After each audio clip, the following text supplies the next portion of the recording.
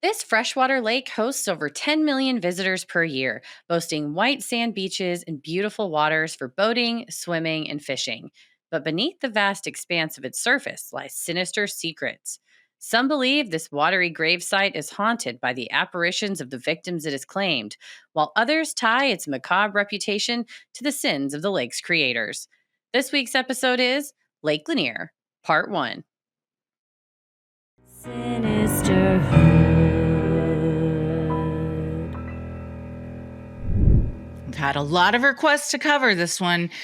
Indeed. And I've been wanting to for a while. I know you have too. And so it seemed like the right time to do it. And man, was it a history lesson that I was unaware of, and such an important one. Oh, definitely. I had no idea. Aside from stuff you see on TikTok and then some stuff in the comments as well. Not to sound too corny, but it goes deep. It goes very much deep. deeper than usually TikToks are going to go into, because it's just the spookiness of it. But the real scary tragedy of it all is much more sinister than that. No, most definitely. And it's that time of year where people are probably already getting back out onto this lake, because it is, as we'll talk about, become such an attraction for everyone in the area. But you got to be careful when you're out there for a lot of reasons. But yeah, we've gotten at least 4 people have sent it in via the form. So shout out to Dwayne, Morgan, Rihanna, and Carla who sent that in. And if y'all have something you want to send in, go to sinisterhood.com/contact. And there's a button that says submit a main feed episode suggestion, and we might pick it. So thank y'all for sending that. Yeah, especially when multiple people send in the same one. We noticed that and we're like, okay, we give the people what they want. We give you what they want. I almost said where there's smoke, there's fire, but that was triggering for me because my dryer set on fire today. So I don't want to talk about it. I told you, probably 20 years ago, a dryer repairman told me, never leave your dryer running if you're not at home, because it could catch fire. And is it worth it? Because I would do that. I'd be like, oh, I'm going to be efficient and run the dryer so when I get back. Well, it's never worth it. So I haven't done it since. And I'm glad that my years-long anxiety paid off today. I was that repairman. He was right. No, my mom was in the living room. I was on the toilet and I just heard, Paris, there's a fire. And I'm like, oh God. And so I'm trying to jump up as reasonably quickly as I can. Of course, he runs in there. He put it out with the towel. I run in with the fire extinguisher unnecessarily, but everyone keep like a fire blanket and a fire extinguisher next to your dryer, and don't leave it running while you're not home. You're like the second person that's actually third. My mom was like, this is why you don't leave your dryer when you're gone. I was like, no, I won't. So luckily the flames were like, 6 inches. It wasn't anything crazy because we caught it. But given that it's that chemical burn and it's the electrical fire, and the electricity is still going to the source of it, that if we weren't home or if nobody noticed, I told Paris, thank God my mom was here, because I was earlier working out on the back porch. He's in the back of the house at his office. Like it could have burned for like 5-10 minutes. I mean, just like, it's not going to kill us and burn the house down, but it's like extensive damage. Electrical fires are scary though, because that shit gets in the wall and then you're like, don't even know where all it is. I'm not trying to have that. No. Well, anyway, this is a lot of water to put that fire out. I'm glad that you survived. I barely survived this past week. So thank you everyone for being patient with us, taking some time off, because what we're thinking is norovirus ran through our house and community over here. And my God, I've never been sicker in my entire life. I just want to say, I am so happy I did not get it. And I mean that too. Because I heard we were over there when Ella started. It was 11 p.m. like a week, over 7 days ago. Yeah. And she came out of her room, and the sound of Ella came out of her room, and the sounds that we all recognize as someone having a tough time, throwing up in the bathroom. I was like, is she sick? And then I went in there. I was like, oh my God, I've never seen my child. I was like, first of all, good on you for trying to go to the bathroom. Thank you. Because right? I'm surprised she didn't just wake up. But goddamn, I'm so glad you and Paris didn't get it. Somehow, I mean, you Simon got up and Tommy have escaped it too. I did not. Neither did my mom. I know. I was surprised when you were like, I feel okay. And then we were going to go to record what was going to be this episode last week. And then you're like, I'll be okay. And then you're like, I'm not okay. I feel weird. And then you're like, oh no. And then you text me a picture 6 hours later of an IV in your arm because a person came to your house. I was like, wild. This is fucking serious. Yeah. I had norovirus one time 2 years ago. I wouldn't wish it on my worst enemy, much less my best friend. The sickest I've ever been in my life. And yeah, Tommy was like, I think we should go to the hospital. Yeah. Because, and sorry for, what is it? Edemophobia? Emetophobia? Emetophobia. We should have given that warning. Try to be vague. But I was like, ain't no way I'm getting in a car. No. So luckily online it said the mobile IV place was closed, but Tommy was like, I'm going to call just to see. And they were like, we have one nurse available. I was like, thank you, universe. And she was me. So very sweet, but she came out and I got to lay in bed while they hook you up and do it all. It's an invaluable service. Tons cheaper than if I had gone to the ER, even with insurance. Unreal. When I recently went to the ER with insurance, it was $650 just to visit. So I'm like, if you're less than that, it was half that. Yeah. There you go. And I got to lay in my bed.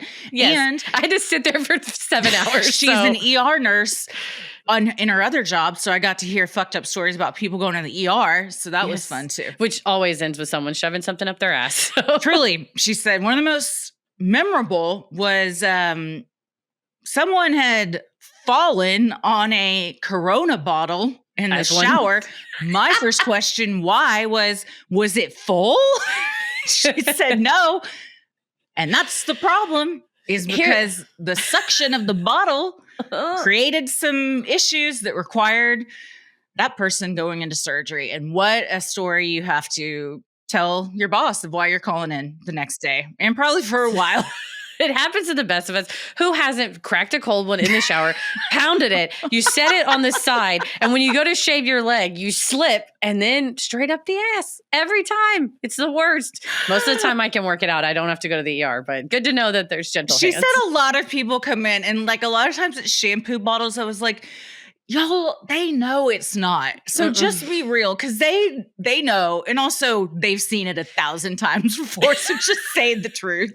My tip is like, just get a butt plug or a dildo. Like just probably get a safer. Thing. Yes, get a thing that's made for that. Yeah. Don't shove herbal essences up your cram hole, because you're not going to make the sounds like the lady on the commercial going, ooh, it's going to be like, oh. For a second, maybe. And then you're like, ah! And definitely not an empty glass bottle. No. That, science and suction. No. And then you end up in the emergency room. But all that to say, I'm feeling much better now. And today, honestly, is the first day I felt like probably 100%. Even yesterday, like it really was a lot to bounce back from. No, definitely. Well, I'm glad you have bounced back, and we're about to bounce right into all this. And we're going all the way back to before the lake even existed to start you off, because you can't know what's on top the surface of a lake if you don't know what's underneath. You can't know what's underneath unless you know what's on top. But I'm saying too, you can't, like, you're on top. You're like, this is a great lake. Oh, bitch. yeah. How do you know? Yeah. How do you know what's going on underneath true. you? Yeah, I guess either way. Yeah. Yeah. You need the whole picture. This is why Christy doesn't love lakes, and we'll get into it because of stuff we'll talk about here. Well, I'm Christy. I'm Heather. And let's get into it. Often called the most haunted lake in the world, Lake Lanier is a man-made lake located in northern Georgia, about 60 miles northeast of Atlanta. It spans 5 counties: Hall, Forsyth, Dawson, Gwinnett, and Lumpkin. With 692 miles of shoreline, it has a surface area of 38,000 acres and reaches depths of up to 160 feet deep. When full, the lake holds about 625 billion gallons of water. For comparison, its surface area is almost the size of the entire Walt Disney World resort. I think it's 950,000 Olympic-sized swimming pools is also another equivalency. My God. It's huge. Almost 1 million Olympic-sized swimming pools. It is huge, yeah. And the whole resort, I'm like trying to get the calculation. It's like all of the parks of Disney are 40,000 acres. So this is just a hair smaller. Damn. Yeah. It's huge. And that's when you don't know what's going on underneath is a Yeah. huge swath of huge area to not know exactly what you're working with. Some say the same about Disney World. No, I'm Yeah, just kidding. What's honestly. going on under the tunnels? There's a whole world underneath Disney World too. It's all under our feet. With its picturesque beauty and white sand beaches, Lake Lanier is a hot spot for recreation, seeing around 10 million visitors per year. But it's not only for fun. The lake also offers flood control, generates hydroelectric power, and provides drinking water to more than 5 million people, including over 70% of metro Atlanta residents. While both beautiful and useful, it's earned a notorious reputation for hundreds of deaths, disappearances, and persistent rumors of hauntings. Before colonists arrived in the area, the lands beneath the surface of what is now Lake Lanier belonged to the Cherokee and Muskogee Creek people. In 1838, they were among the indigenous nations forcibly removed from their homelands in what is now northern Georgia, including the area that would later become Lake Lanier. This removal was the result of the Indian Removal Act, a federal law signed by President Andrew Jackson in 1830, which authorized the U.S. government to displace Native nations in the Southeast to open land for white settlers. I just learned something interesting about this time period, that 1832 was the Worcester v. Georgia decision, which was a white missionary in Georgia who ran afoul of a new Georgia law that said any white people working on Native American land has to get a permit from the state of Georgia. And the Native American tribes are like, we're sovereign nations. No, they don't. And so this fight sort of between states trying to exercise dominion over Native Americans goes all the way to the Supreme Court. 1832, you have Worcester v. Georgia, in which the majority opinion, Chief Justice John Marshall says the Cherokee Nation was a distinct political community. It's, the state of Georgia can't impose its laws on it. The president at the time, Andrew Jackson, just said he wasn't going to enforce it. He said, John Marshall made his decision. Now let him enforce it. So they didn't enforce it. Georgia ignored the ruling. Georgia continued to violate the sovereignty of the Cherokees, arresting them, intimidating them. The federal government did nothing to stop it. And then just 6 short years later, the Indian Removal Act is now put into practice, and the eradication of those folks from that area shortly followed. So it is startling to see what happens when a president ignores a Supreme Court order. It is. It's startling to see when a president says, I don't give a shit. When anybody says I'm going to do whatever I want from my own agenda. It was wacky, wild. I'm like, has a president ever ignored a Supreme Court decision before? And it was like, yeah, actually, it was Worcester v. Georgia. I'm like, fuck, we're talking about that know, wow. this week. Man, time is a flat circle. Yeah. Sinisterhood will be right back. This episode of Sinisterhood is brought to you by Graza. Graza is our olive oil of choice. It's top-notch, extra virgin olive oil at an affordable, everyday price. Graza is always fresh, never blended, and made from one kind of olive from one place, the Picual olive from Jaén, Spain, where over half the world's olive oil is produced. I didn't know I was an olive oil snob until now. I ran out of my Graza. And I'm going to go get some more, but I found one from my closet, my pantry. I was like, this has multiple different kinds of olives. I think that is the key. And I never really thought about that it would just be a lot of olives. But one olive and it being like the best type of olive, it's a game changer. We have all 3 bottles sitting on our counter at all times, and we use them every single day. There's Frizzle, their newest blend with an impressive 490-degree Fahrenheit smoke point. You can use this for frying, crisping, or grilling. The weather's getting nice. Everybody's going to be grilling. It's perfect for that. They got Sizzle at 410 degrees Fahrenheit. This is your everyday hero for roasting, marinating, and sauteing. And then we got Drizzle. We love it on a salad. You love it on your avocado toast every morning. It's a bold, punchy finishing oil. It elevates anything. You put it on bread, salads, even a scoop of ice cream. It's so easy as well. Graza comes in these super fun squeeze and spray bottles. You don't have no messy tin, no drippy sprout. You aim, you squeeze, you're ready to go. Put my bread down out of the toaster, give it a squeeze, put some feta, put some seasoning, put some little spinach dressed with lemon juice, put my eggs on top. I feel like it really has elevated it. And I feel like nutritionally, I'm happy that I'm getting like the highest quality of olive oil. For sure. You'll get 10% off your first order of any olive oil on their site, but we wholeheartedly recommend the trio. That's all 3 squeezy bottles, sizzle, frizzle, and drizzle. So you're set for every style of cooking. So head to graza.co and use creepy to get 10% off the trio, which includes sizzle, frizzle, and drizzle, and get to cooking your next chef quality meal. Sinisterhood will be right back. Approximately 16,000 Cherokee and 19,600 Muskogee people were driven west, many on foot, in journeys marked by disease, hunger, and exposure. They were forced to walk over 1,000 miles in winter conditions. Thousands died along the way. The Cherokee remember this event as the Trail Where They Cried, also known as the Trail of Tears. Forced to leave everything behind except what they could carry, the Cherokee and Muskogee also left behind their deceased loved ones in burial mounds. The land then became part of Forsyth County, Georgia. During the Reconstruction era in the late 1800s, a town was founded on the site. Called Oscarville, reportedly after a local postmaster named Oscar, it soon became a thriving, predominantly Black community. Velma Fan, historian for the New South Association, told Netflix that while many of the historical records of Oscarville have been destroyed, its stories have been told in photographs and oral histories of descendants. By the early 1900s, Oscarville was thriving, counting among its residents renowned poultry farmers and workers in skilled trades such as carpentry, blacksmithing, and bricklaying. On September 5, 1912, Ellen Grice, a 22-year-old white woman living in Forsyth County, alleged that a Black man had broken into her home and assaulted her in her husband's absence. A search party apprehended Tony Howell, a 22-year-old Black man living in the area, accusing him of the attack. Alongside Howell, Isaiah Perkle, Fate Chester, Joe Rogers, and Johnny Bates were arrested as alleged accomplices and transported to the county jail in the nearby town of Cumming. I think we're about to see the power of an accusation from a white woman.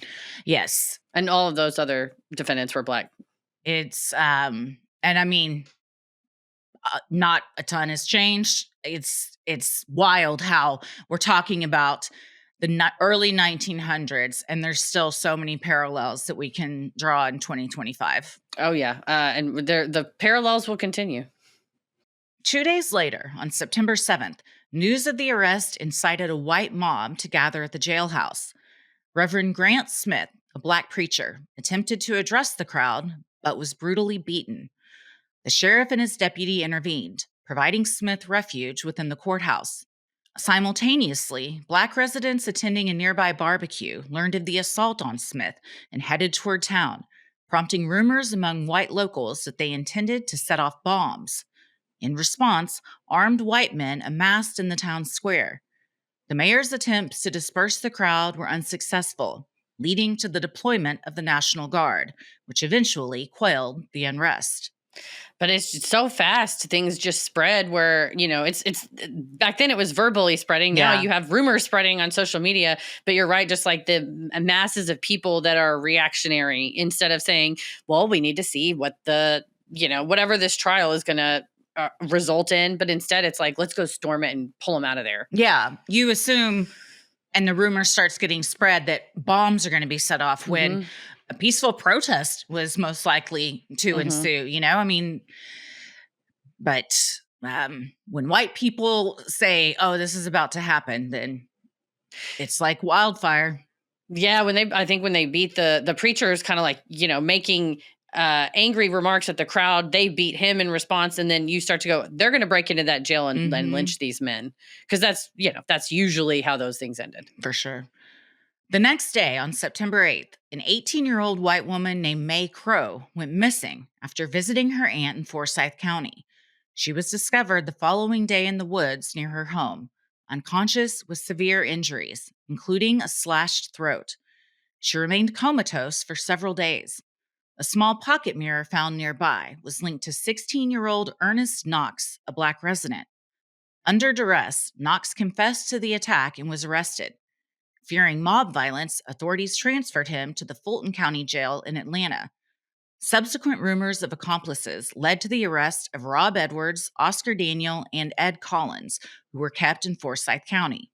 So I think you have the first allegation happen, and then those mobs all, descend. And then just the next day or like 2 days later, another person has been attacked. So you're like, okay, well, those first guys were all locked up. So if you have some sort of serial attacker, or just now, I think people are predisposed to be like, I bet it's another one of them coming after one of us. And so you are more predisposed to go, well, who owns this mirror that we found in the woods? Yeah. A teenager. And a 16-year-old who, if you're being pressured by a bunch of white cops to confess to something, we've seen time and time again, under duress, false confessions come out of that. So, I don't know that we can 100% say either way if he did or didn't, but there's always a good chance that he didn't and he was forced into confessing. Yeah, there was no Miranda rights. They weren't recording these statements back then. No. On September 10th, a white mob of over 1,000 stormed the Forsyth County Jail and seized one of the suspects, Rob Edwards. They lynched him in downtown Cumming, shooting his body multiple times. Following Mae Crow's death on September 23rd from her injuries, Ernest Knox, Oscar Daniel, and Ed Collins were charged with her murder and sexual assault. Their trial commenced on October 3rd. After an hour of deliberations, they were found guilty by the all-white jury and sentenced to hang. Despite laws mandating private executions, a public hanging was conducted on October 25th, witnessed by approximately 1,000 people. And yeah, they were not supposed to have a public execution, but the sheriff built a loose fence around where the hanging would happen, and the public knocked the fence down immediately. And the sheriff said, well, we don't really have time to build another fence, so we're just going to do it here. You guys know there's no fence, and it's going to be at this day and this time, but it's not public. The fence just fell. Like, that's the kind of, it's like, well, the executions were private back then. It's like, yeah, on paper. Yeah. But practically.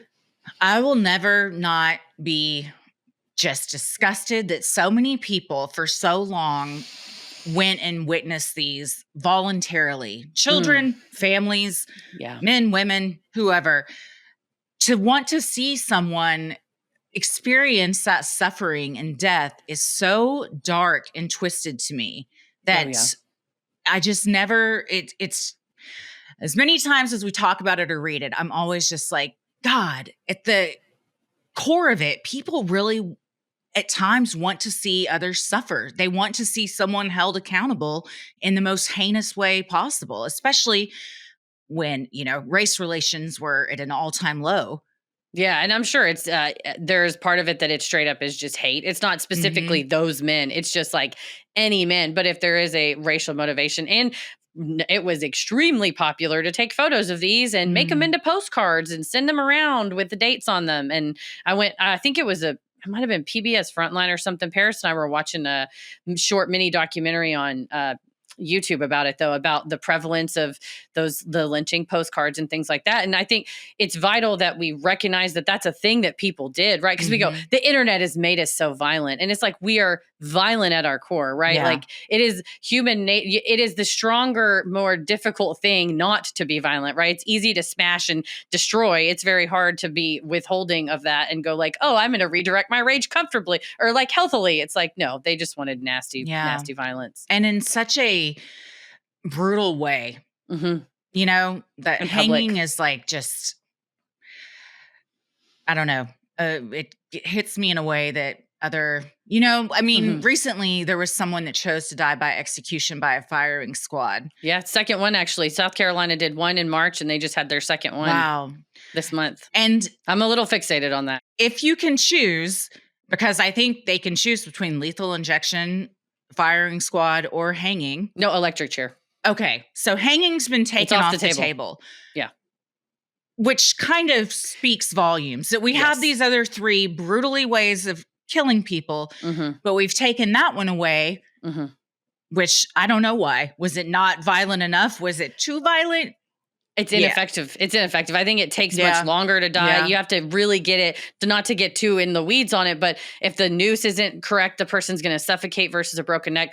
Versus, I watched the witnesses to that initial death by firing squad, and it is remarkably, the firing squad is the most probably in my opinion, humane, given that it's 3 bullets from 3 guns, which is crazy because it's not even one of the guns is unloaded. So then it's like plausible deniability. Like all 3 of you know you shot this guy, but that it's within about 2 minutes the person passes away versus an electric chair. It's like a 2-minute jolt, a pause, and then another long jolt, and then lethal injection can be up to 20 minutes depending on some of the issues that have happened in South Carolina. And I think it was just a couple months ago, a gentleman, his autopsy showed that he had drowning. It was similar to drowning in his lungs. So versus it's supposed to stop your heart, but it did not. So yeah, that one seems the most painful in my opinion of the ways you could choose, and can go bad. And with this hanging and with the lynching, I think too, it is the fact that they could leave the body hanging. I think you're right. It's the most painful. It's the most barbaric, and it's sort of the most message sending and symbolic. With Rob Edwards, they left Rob Edwards' body up for days and shot at it. Like people used it as target practice. So just that ongoing desecration and dehumanization and demoralization of a victim, even if, in my opinion, even if they're a murderer. I don't care if they're a serial killer. I don't want us to be a society that tortures people. Yeah. That's why I'm like, do we not understand that? Like we don't want to be the baddies. No. I mean, and like you said, this is just a fence has fallen down. So children, whoever's is seeing this, and that's then what you grow up with thinking is normal and okay. Absolutely. In the aftermath, white vigilantes terrorized Black residents of Forsyth County, including Oscarville, through threats, arson, and violence. Black businesses and churches were burned, homes raided, and families forced to flee by swimming across the Chattahoochee River, often abandoning property or selling it at significant losses. By December of 1912, headlines celebrated the expulsion of Black residents, with notices warning anyone remaining to leave or face death. This campaign of terror effectively drove out the majority of Black citizens from the area. The headlines are wild. The newspaper articles say, get out while you still can. I mean, it's reminiscent. Currently, there are Department of Homeland Security commercials going, if you're an illegal, leave town, leave. And it was these newspaper articles going, of course, they did not say Black residents or African-American residents, but they basically said, get out of Forsyth County. And if any white person is found having helped them, you're next. Yeah. I mean, we saw that also in Germany and other places too. If you were a person helping Jews, then you also were next. So there were people that, the good ones, like, I like to think we would have been the ones, helping people escape and whatnot. But that fear is so just rampant that even if I'm caught helping someone, I could be hung and then people are shooting at my body for days. So what do you do? I mean, you probably leave. Yeah, you had to. I mean, they went door to door, just sort of these white vigilantes. It wasn't even like the sheriff came to tell you to leave. It's just like your neighbors with guns show up and tell you to get the fuck out. Almost like ICE. I mean, it's freaky. Their faces are covered. And the descendants of these folks have spoken on camera and given interviews. Like the historian said, it's like these oral histories is all we have left. And talked about one of the guys said his wife and kids were at the house. He was like trying to walk home. The vigilantes catch him and are like, literally chased the people to the shores of the Chattahoochee and were like, you better be able to swim, which not all of them could or knew how to or were afraid of. And the guy's like, my granddaddy basically like jumped in the water and had to swim knowing his wife and kids were left behind. He said he never found them, never saw them again. But this guy's like, but then, my grandpa goes to a new town, finds a new wife, has kids, and like, that's my lineage. And so then you're like having to grapple with like, my entire existence is predicated on an ouster of people, And then that wife and kids are at home being like, where's my husband? Where's dad? Or ran to a riverside and had to jump in and drowned. He's like, I never see him again. Yeah, because you couldn't really make contact as easily, but it's not that many generations far removed, right? Like 1912 is not that far away, and so it's vital to me to like look at the ugliest pieces of history and be like, it's whether you hate it or love it, it's fucking real. Like, and it's it can't really be erased, no matter who says pull these books off the shelf or wipe these internets of whatever. It happened, and to ignore it or deny it is to deny these people's lived experiences. And also, if we don't learn from history, we're condemned to repeat it. And look at what is happening now. Now, a man was ripped from his family from ICE and is sitting in an El Salvadorian prison. Yeah. He didn't have to swim a river. It's even worse. He's rotting in a prison that is notorious for all sorts of abuse. If he's alive. Yeah. Which I don't think we've had proof of life. No, but that is a concern. But you're right. It's like, how are you failing your history is repeating itself. You're failing an open note test, bro. Like you literally could just learn this. But that's why I like to learn. And I had no idea about this stuff until we started. I love the TikTok videos, right? Of like, ooh, there's a town under the water, spooky. And it's like, it's spooky for a lot of reasons. Yeah. Decades later, a close family friend of May Crow, speaking anonymously in the Surviving Lake Lanier documentary, suggested that the individuals accused of the attack were wrongfully implicated. The family friend indicated that someone else was the actual perpetrator, and May's father, a sheriff's deputy, had been responsible for wrongly implicating the Black men hung for the crime. And I think that's what it was like the family friend said, is this guy that I believe they used the term developmentally disabled, like somebody that maybe, had some struggles in the community. But I think you see, hey, a county over, they got these guys a couple days ago. Probably the same thing happened here. And then it just takes a suspect and you just pin it on them. Especially a sheriff's deputy, you know. And then you have people all riled up for somebody that didn't even do it. And then a bunch of people get forced out of their homes. Sinisterhood will be right back. As a parent, I'm always looking for ways to keep the kids engaged in learning without it feeling like it's homework for both of us. Sometimes they need a little extra help with the subject. Other times they just want to deep dive into like, oh, I don't know, Simon is real into King Kong and Godzilla and sea creatures and cryptids right now. He likes to hyperfixate on very unexpected things, but I'm here for all of it. That's why I was so excited when I found OutSchool. OutSchool is an online learning platform that lets kids ages 3 to 18 learn on their own terms. They've got thousands of interactive small group classes, video classes, tutoring, and even clubs for kids who want to geek out together over their favorite topics. Plus, their teachers are experts in their fields, so your kid gets real knowledge, not just another YouTube rabbit hole. Yeah, that is a thing. And trying to keep them just like not just having excessive amounts of screen time where they're not learning anything. You're like, I want you to be learning something. OutSchool has fun and educational summer camps opening now for enrollment, including both week-long camps and 6-week-long camps. These camps are amazing. They have crime forensics and master detective summer camp. Can I go to this? Yeah, right. Wait, hang on a minute. I'm like, my name's Heather and I'm only 7. And they're like, get out of here. Over this when I was that age. Plus a beginner's guide to aeronautics with the NASA curriculum, the Roblox game design. There's something for everybody. So whether you're homeschooling, looking for enrichment, or you just need something to keep your kid busy for the summer, OutSchool has something for them. Like you said, it's screen time, but with a purpose. But with a purpose, yes. It's not just the YouTube rabbit hole. You can feel good about leaving them in front of a screen because you're like, they're about to come out of there knowing Spanish. So I'm totally fine with it.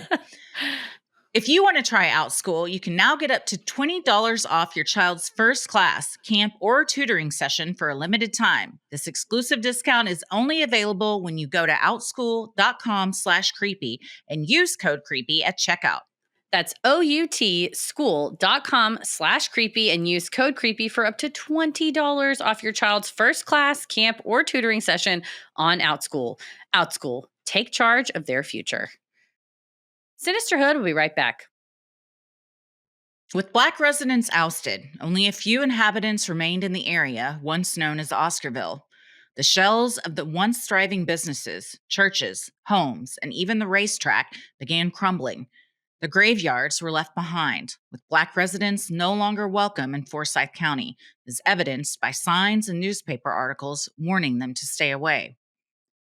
In the late 1940s, the metro Atlanta area was thriving, and water resources were limited to the nearby Chattahoochee and Chestatee rivers. The Army Corps of Engineers devised a plan to create what is now known as the Buford Dam to provide a more reliable water source for the booming area.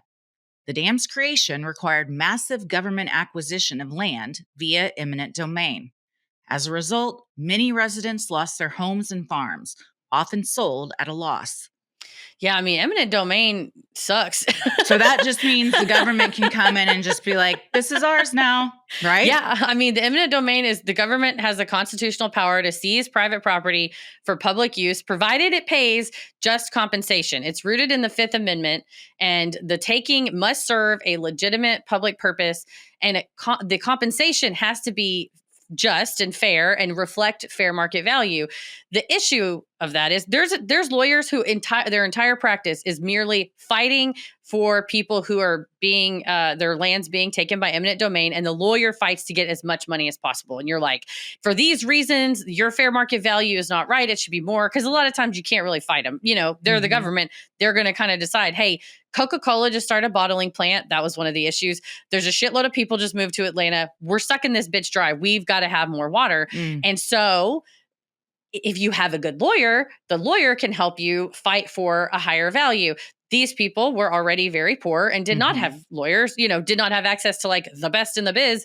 And so when you say, well, we think that, you know, $40 an acre or whatever is a good deal, or $4 an acre probably is a good deal, you can't really argue. And you're like, but my family's been here for like a million generations and it's our only form of food because we're farmers. They're like, sucks. Well, here's the money for the land. See you later. Yeah. And it's like, you're now cutting generational wealth. Yeah. And I imagine you wouldn't know really the value of your land. And if you didn't have a lawyer to be able to tell you that, you might think $40 an acre is a good deal, when really they're like, we should be giving them $1,000 an acre, you know? Yeah, they're going to come in with the lowest bid. For absolutely. Sure. And, you know, fair market value is like what a willing buyer would pay a willing seller. And there's no, you know, duress or compulsion or anything like that. And you use comp sales and whatnot. But unless you know to ask for comp sales, or if everybody around you is also getting swindled, then suddenly it's like, well, we paid you we paid your neighbor. It's like, you paid my neighbor peanuts. And they're like, and that's what you will get as well. Yeah. In 1951, as preparations for the Beaufort Dam and Lake Lanier began, archaeologists began excavating Native American burial mounds in the area, including one known as the Summerer Mound. Their work disturbed sacred sites tied to the Mississippian culture, ancestral to the Muskogee Nation. Though some artifacts were preserved, the mounds were ultimately destroyed. The lands where indigenous ancestors were laid to rest were flooded without consent from descendant communities, along with the rest of the land, in February of 1956. I mean, it's the disrespect and the disregard of sovereignty continues and continues. It's like, not only did we uproot and kill a lot of your descendants, but now we're going to go back and dig up and shit on your ancestors. Or we're going to flood this area where they were buried, so now you don't get to go back and visit their burial site and pay respects. They're now 160 feet underwater. Yeah, it's like, if you want to go see him, you better put on a scuba gear. Oh, you can't. We dug him up first. Yeah. And it was like, who? Like a Native American affiliated archaeologist? No, it would not be. It would and be also, white people. Did you? No. Did you dig them all up? I mean, it's like, well, the Army Corps of Engineers, I think it was in 2020, the guy's like, well, the technology back then was not robust so that we would have been able to detect where all of the burial grounds were. I'm like, so you didn't? Because they said at the time that they did, but you didn't. No. The lake officially opened in 1956 and was named after Confederate poet Sidney Lanier. In all, 50,000 acres were submerged as a result. Many of the Oscarville structures were left standing, including the famous racetrack. In all, there were 20 cemeteries in the flooded area. And to this day, experts debate whether the bodies were truly relocated as the government claimed. Biologist Phil Torres dove into an adjoining body of water and discovered an undisturbed graveyard around 160 feet below the surface. This indicated to experts on Expedition X that the graves had likely not been removed, but instead hidden beneath silt over time. Well, first of all, naming this for a Confederate poet, despite him writing a poem called Song of the Chattahoochee. They call him the literary son of Georgia. But I think it's very telling that you would displace and uproot these people and then name the area after a Confederate poet. Absolutely. But we got to talk about Phil Torres and Expedition X. One good thing came out of all of this, and that was the discovery of Phil Torres. I was like, how have I not watched this show before? I had to text you, and I'm like, excuse me. Why have we not been watching Expedition X? This man is amazing and brilliant. First of all, he's a wonderful biologist. He's really good at assessing situations and coming up with scientific explanations without sounding like a douchebag, because the other person on the show is a paranormal investigator. And so he's kind of more bringing the science. She's bringing more the paranormal side of it. But even when she's like, perhaps this is paranormal, he's not like, okay. He's like, maybe. Could it be wind? Could it be that? Let's test it. But he did go down on a dive, and it's fucking freaky when he's moving the silt and you can see like the headstones dated just before 1912, like just before this all would have happened. So it's very clearly Oscarville people. Yeah. Yeah. I'm like, why didn't we name the lake Oscarville Lake? Yeah, great question. You know, right? Like of all, like, I can think of a few reasons. I know, but I mean, like, because especially everyone knew like what it was, or maybe at some point now we should have petitioned for the name to be changed, perhaps. Yeah, I mean, I think so. In the mid 20th century, the South in particular was entrenched in this lost cause romanticism. And so I'm assuming naming a massive federal water project after a Confederate veteran and Southern poet sort of makes them feel like they're symbolically reclaiming their cultural pride. I find lost cause romanticism extremely cringe. It's why I think if people get married at a plantation, that's super gross. But I think that's probably why. You know, they're like, we've got to name it by about one of our boys out there. And you're like, that's why. This because you feel like you won even though you lost. And it's a way to erase all the atrocities you committed. And eventually you're like, well, eventually people just remember it as the Confederate soldier lake, not what really happened. Truly, it silences the indigenous, the Black culture underneath it. It's literally founded on top of, and that's what one of the people in Surviving Lake Lanier, one of the women, she's a Black woman. She survived a drowning attempt, and she's like, it took me it took me until adulthood to even hear about this history. Like, it's not as prevalent back, you know, I think it is more now, especially with the advent of the internet and TikTok. Like, people post about, oh, this spooky lake, and then folks in the comments are like, well, there's for a lot of reasons. Yeah. So it sucks that, you know, even people that enjoy it, some still don't even know. Yeah. Only a few years after the lake opened, on the evening of April 16th, 1958, two young mothers, Delia Young and Susie Roberts, headed across the newly built bridge, bound for a dance at the Three Gables Club in Dawsonville. After the dance, they stopped for gas and were last seen leaving the pumps in their 1952 Ford sedan. Somewhere along the way, the car plunged off the Lanier Bridge into the dark waters of the lake. Despite search efforts, no signs of the vehicle or the women was found at the time. Around 18 months later, the decomposed body of a woman surfaced in Lake Lanier near the bridge. Missing both hands and several toes, the woman was never definitively identified, though many believed it was Delia Parker Young, based on the remains of a blue dress found on the body, the same as she had been wearing the night she disappeared. Susie remained missing, but locals began to whisper about a ghostly woman in a flowing blue dress seen wandering the bridge at night. She was often described as handless and disoriented, as if searching for something or someone. This spectral figure became known as the Lady of the Lake, and her legend quickly became one of the lake's most enduring hauntings. Fishermen and late-night motorists spoke of a figure in a flowing blue dress wandering near Jerry D. Jackson Bridge, where the crash occurred. For over 30 years, the truth behind the Lady of the Lake remained unresolved. Then, in 1990, construction crews repairing the Lanier Bridge made a startling discovery. Submerged in the lake below, they found a rusted-out Ford sedan full of mud. Inside the vehicle were human remains still strapped into the seat, confirmed to be Susie Roberts. With the discovery of the car and her body, it became clear that the remains found in 1959 had been Delia Parker Young. The two were buried in the Alta Vista Cemetery nearby. I don't know why this makes me so sad to think story. Just to think about. I don't think that, you know, the ghost part, of course, I think is people projecting or whatever, but just to, you know, think of someone's remains just sitting still buckled in their seat. Like, I think everybody deserves a rest, and you're probably not getting it when you're on a lake and people are, you know, fishing over the top of you.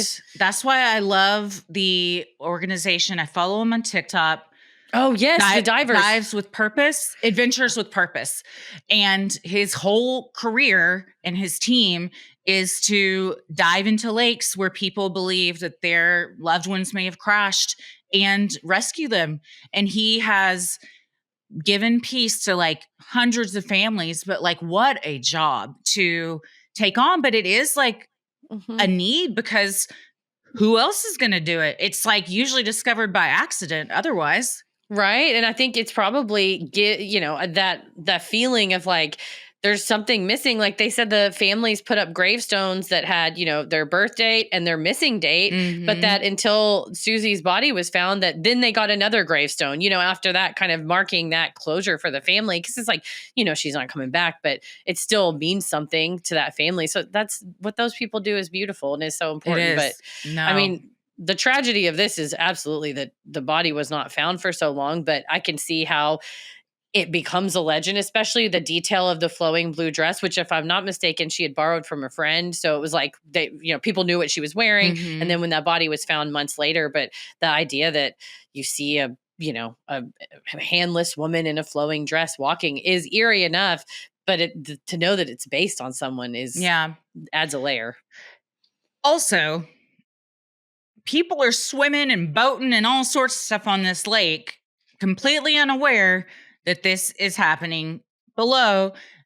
And that is not just limited to Lake Lanier. And this is why I don't like lakes. Like, this is you part of the don't know reason. what's going on down there.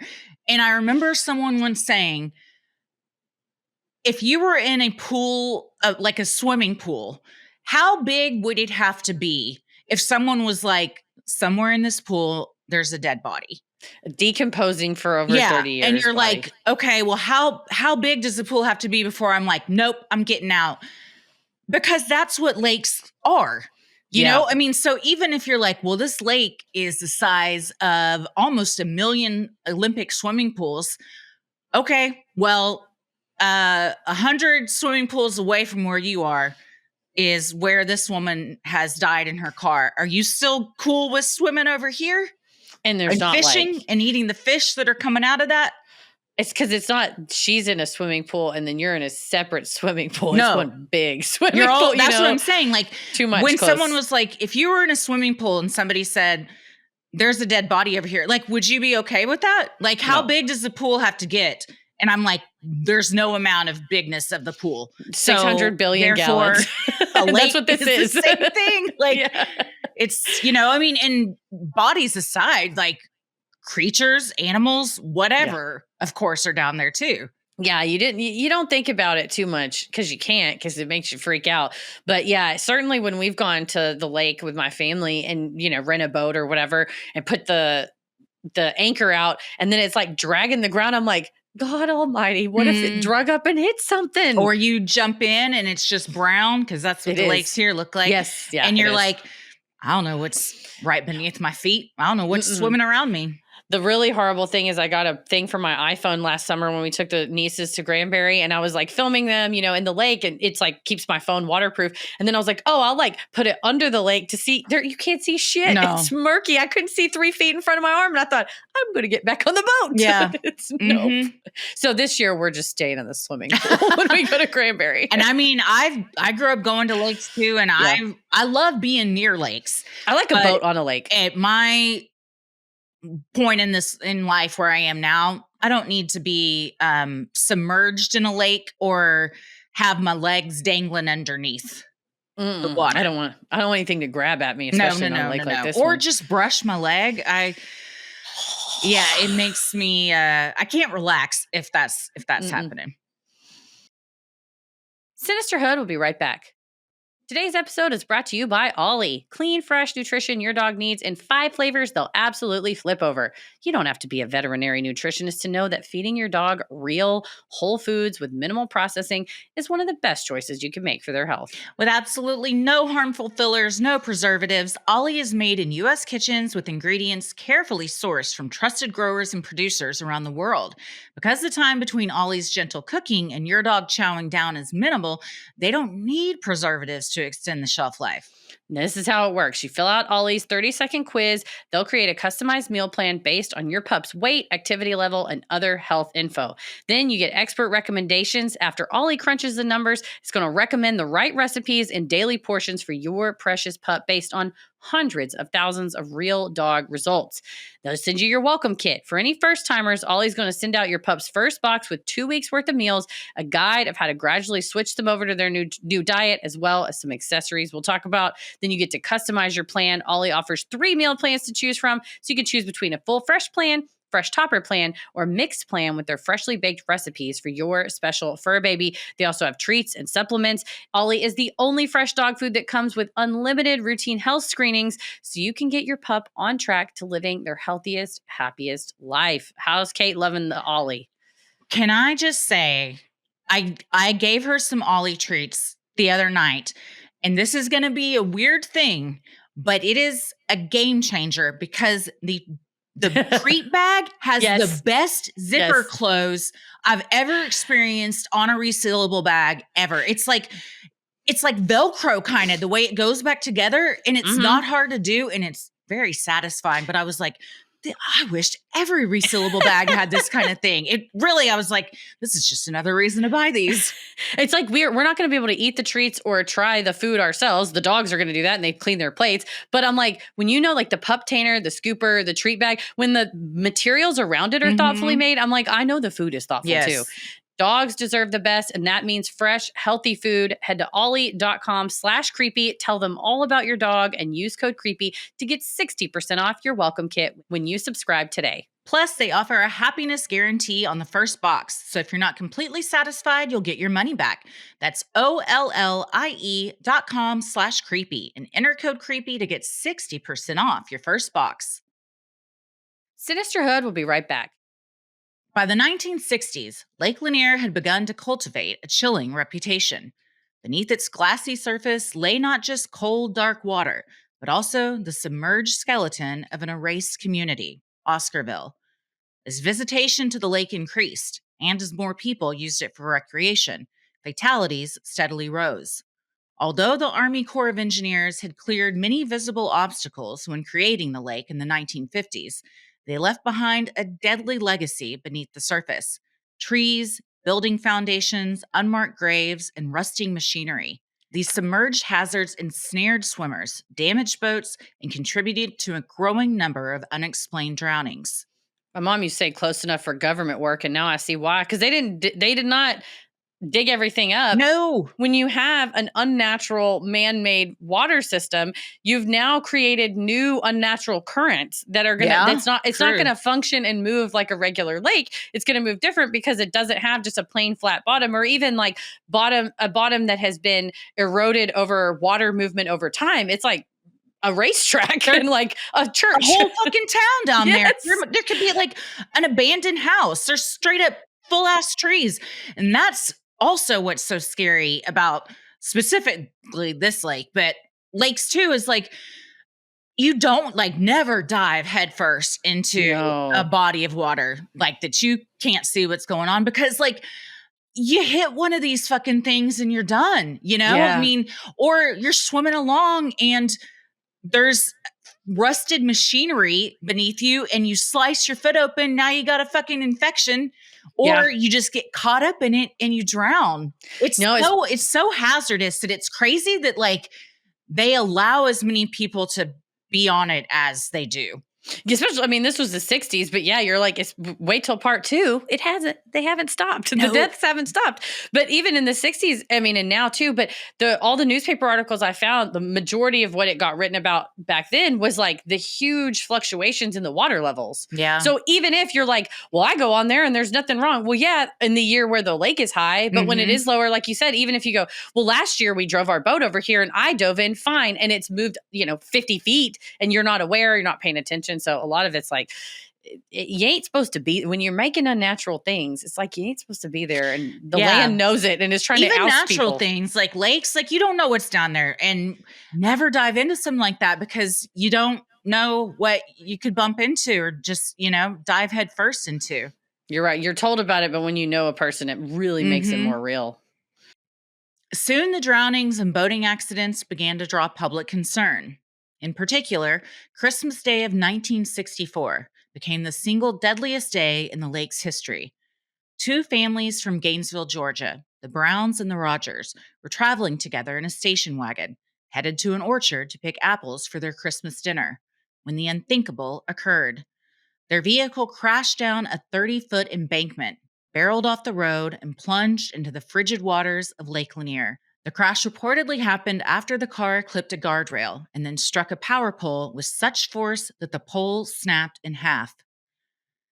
Passers-by, along with members of the local fire department dive team, jumped into the freezing water in a desperate attempt to save those trapped in the submerged car.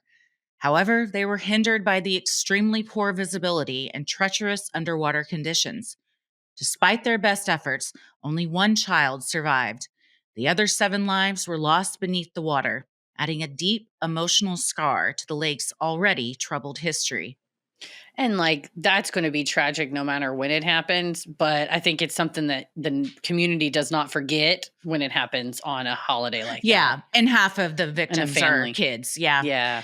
Families. I'll tell you, this is one of those fears of mine that's like, I won't, it might be irrational, but I like plummeting off of a bridge into water is such a fear of mine, which honestly is another reason I follow Adventures with Purpose, because he tells you what to do if you drive into a lake, like how to increase your chances of survival. And the first thing is don't panic, which is very hard to do when you've just done that.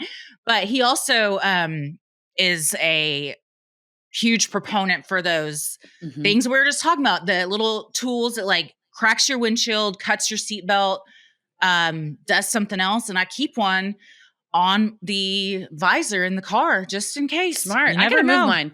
Mine's in my glove box, but I gotta move it out because it's probably stuff behind like napkins. And that's not, it's like, luckily I knew where the fire extinguisher was. Right? Today. It was in the guest bathroom and I could just grab it. So I need to have that little in case I ever do, because I'm scared of bridges. I don't like to drive over bridges, be on bridges. I'm less terrified of high rises, but bridge over troubled water. It doesn't have to be troubled water. I don't want to be over it. Yeah.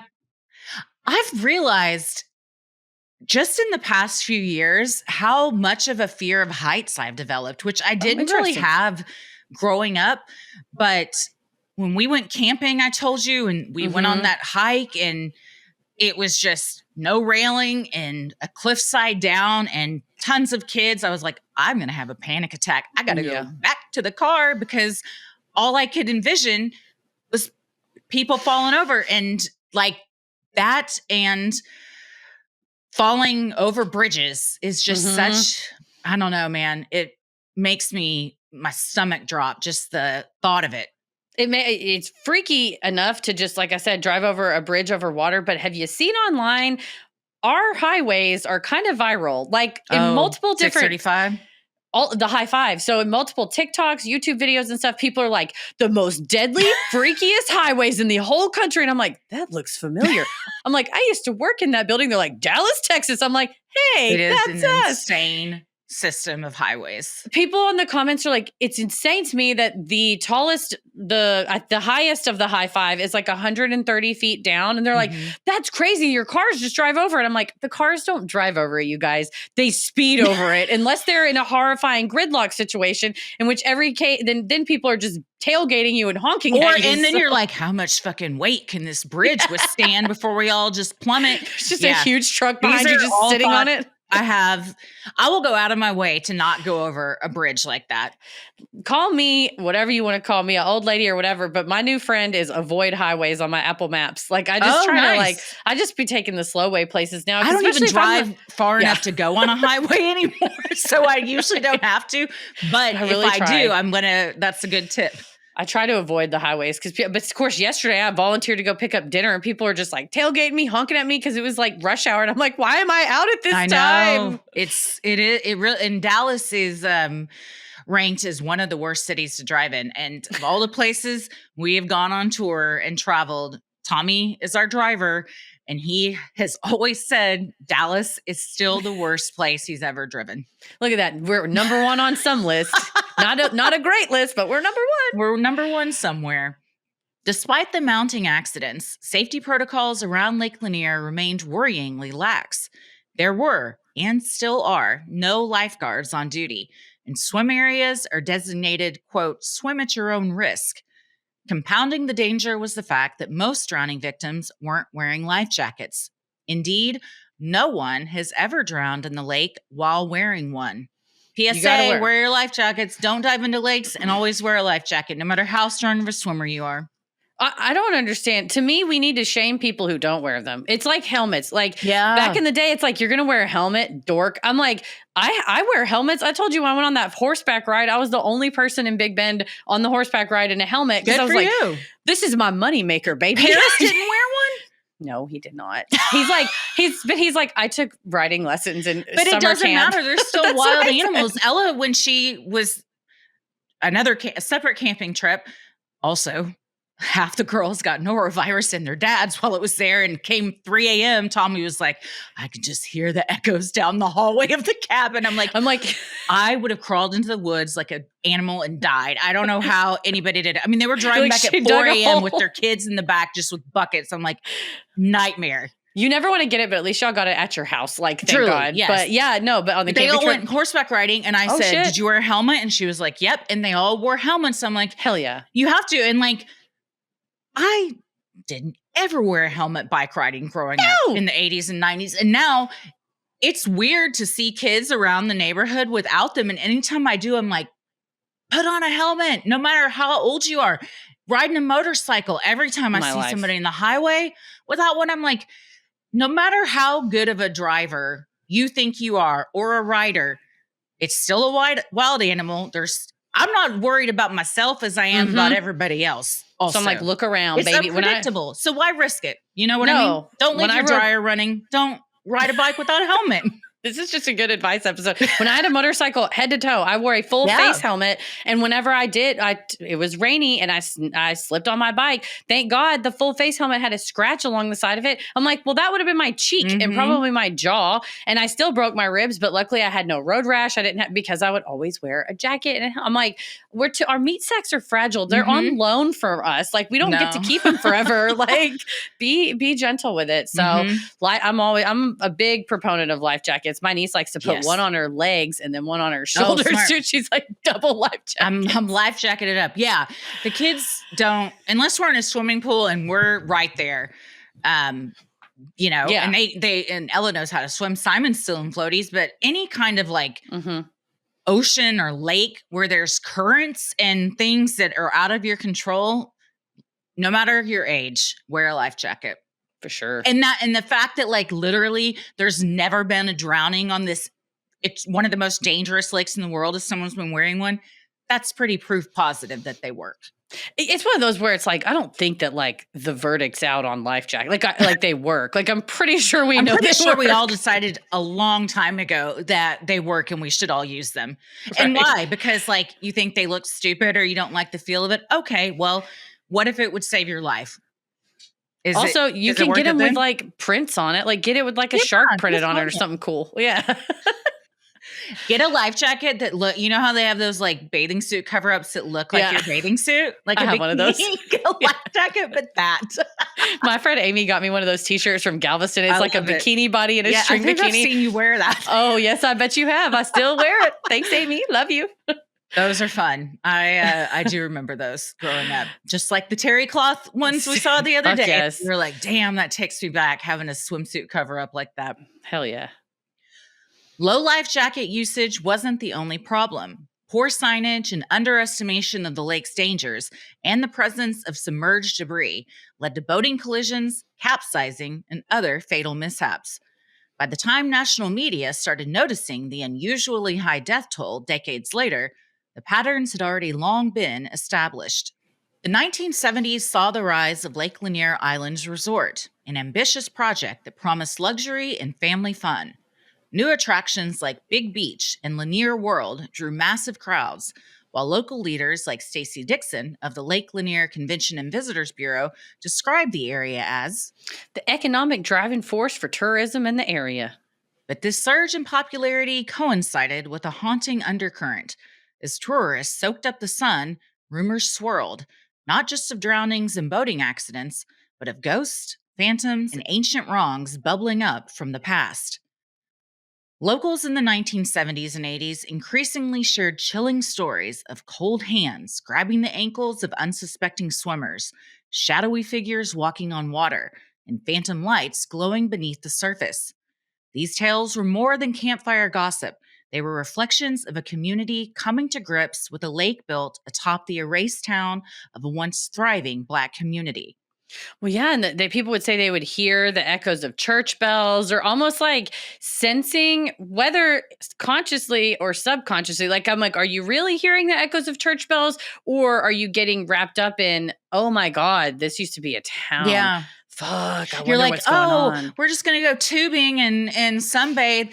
And then when you're like, oh, that's how this lake was made, it kind of, I mean, it would put a damper on my day for sure. I mean, like, it's a beautiful lake. When the certainly. pictures and stuff, gorgeous. It would be very difficult, and I don't know that I would go on the lake. Yeah, I mean, I know folks that live there and are boat people and love to go boating on this and don't really care. And interesting take.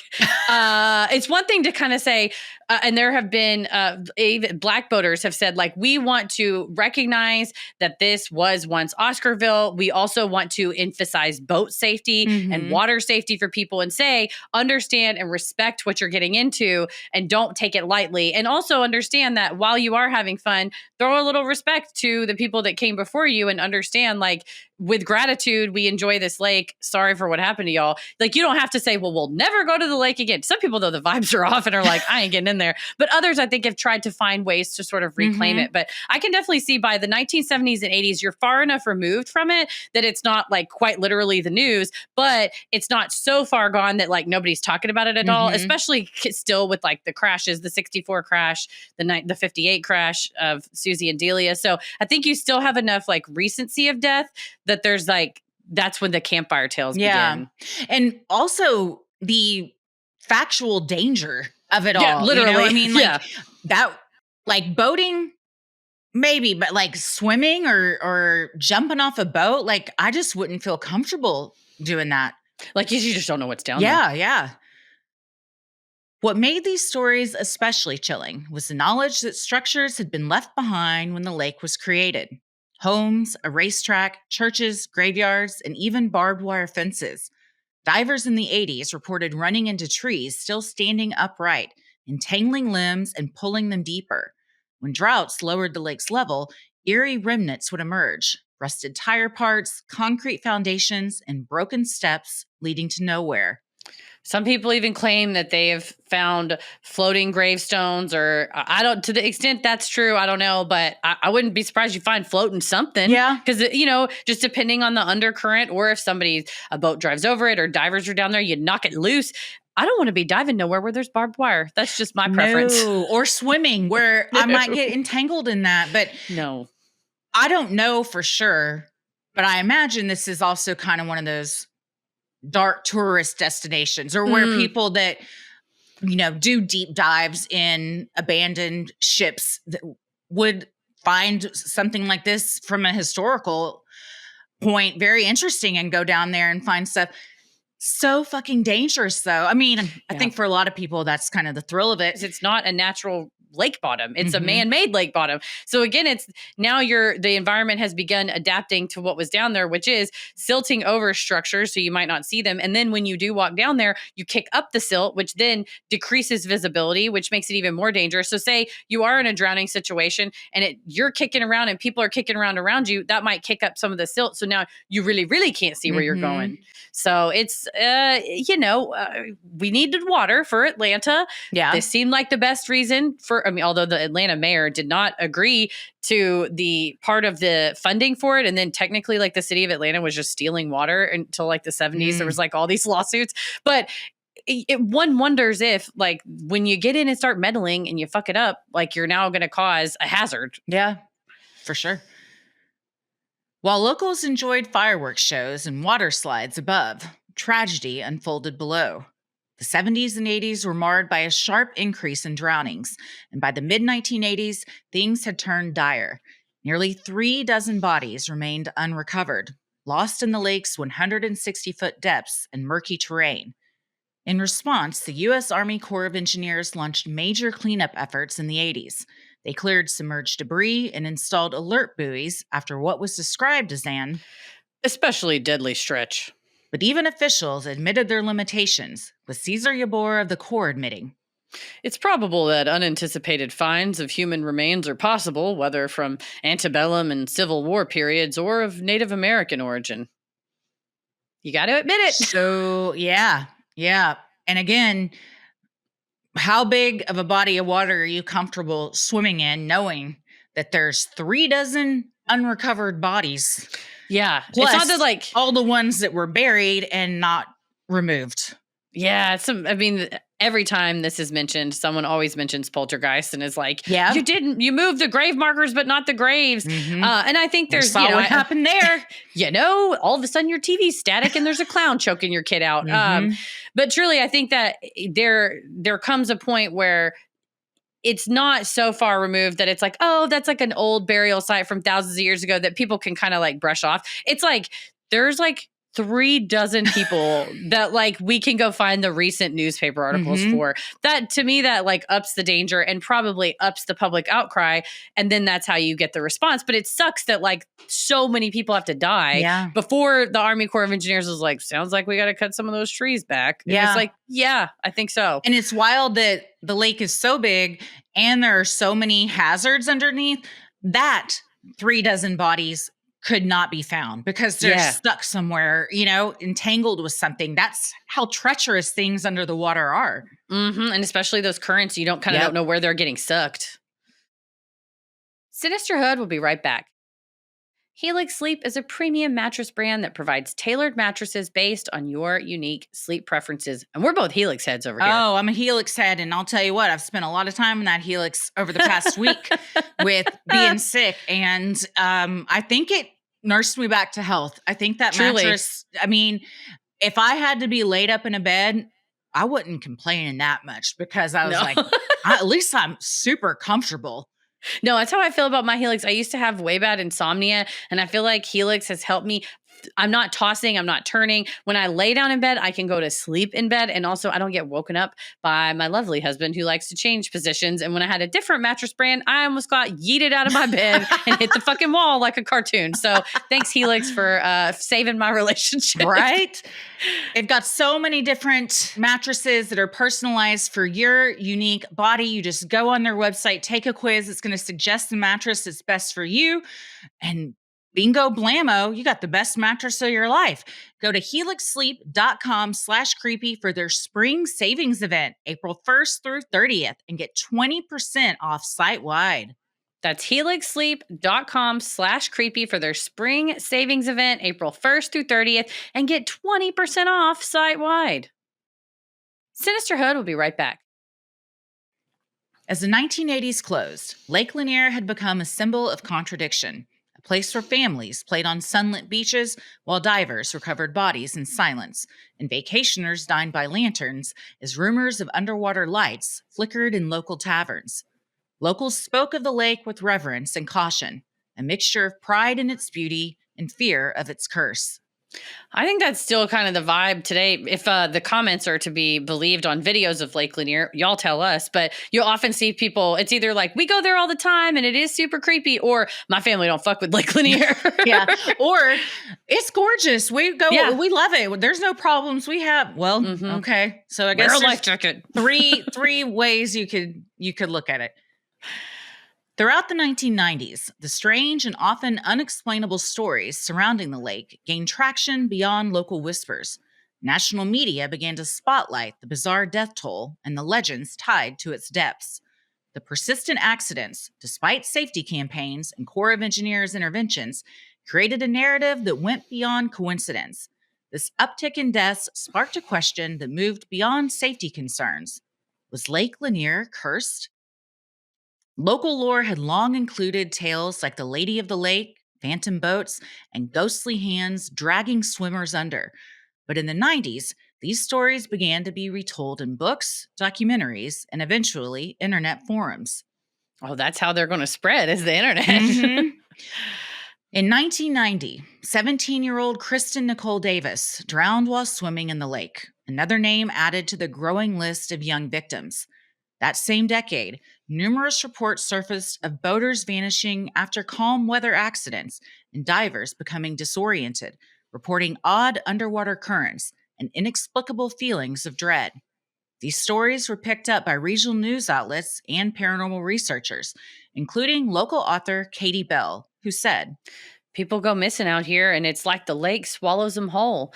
Sometimes they don't come back, sometimes they do, but they're never the same. by the end of the 90s, Lake Lanier was no longer just a site of tragedy. It had become a modern Southern Gothic legend.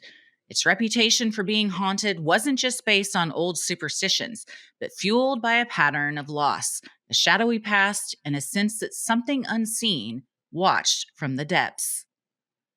So, what do we think? Ooh, well, first of all, I love the idea that you're inspired by a lake to become a paranormal researcher. I don't know if she was inspired by that, but I think that she's onto something of there's a feeling that when you have unrecovered bodies, that it's this powerful thing. And I think water, if you're into the paranormal side of things, like water is a conductor of energy. Also, sort of the idea of energy. If you put a bunch of water on someone's land, on their stories, kind of the idea of that there is a story that wants to break out or wants to be told. And whether, again, that's consciously or subconsciously, that you're truly like a ghost came to me, or it is my own guilt of understanding the gravity of what happened here has upset me and disoriented me. It could be that as well. But for a lot of folks that go diving, they're like, I've never had anything like it happen. Like, I've never felt that way. Phil Torres, even like I said, he like got apoxia and started like feeling disoriented, and that could have been, lack of oxygen. But I think also you are you are overcome perhaps with the gravitas of what's happening. That's what I was going to say. It would be hard not to be overcome and overwhelmed with the history. And like if you stop having fun and just sit for a second and think about everything, inexplicable dread, remorse, sadness, loss, all of those things I think would be natural to feel. And fear of like the ghost story, sure, but also like the actual lives that we know have been lost and were never recovered. And also all the just shit down there that didn't get recovered that you could run into or get tangled up in. It's pretty dangerous. No, certainly. And I think the ghost stories probably would not have lasted as long as they did. And the reputation of the lake would not be what it is if it were not for so many people dying there, sadly. And I think for the most part, everyone that has, drowned at the lake has been a victim of, whether the water was too cold, they hit their head, like of natural accidents and natural reasoning for it. But when you combine them all together, it certainly makes people feel a type of way. And when you see statistics in the newspaper, which were published around this time, going like Lake Lanier has 3 times the amount of deaths or 3 times the amount of incidents than these other lakes. Granted, yeah, it's bigger than other lakes, but even when you account for like people per square foot or people per square acre or whatever, it's still a larger percentage. So you're right. I think the reputation, one sort of feeds the other, right? Like you have this like paranormal fascination, and then it's like, well, yeah, it probably is haunted because all the people that died there. And it's like, yeah, also there's like a whole city under there. Like, what? Yeah, they ousted everybody. They killed them all and they took their land. What? And it's like, it's like your conscience starts to make you go like, well, if that was me, I would come back and haunt the shit out of people. And it's like, well, yeah, I don't know, maybe, or maybe it's just you feeling bad.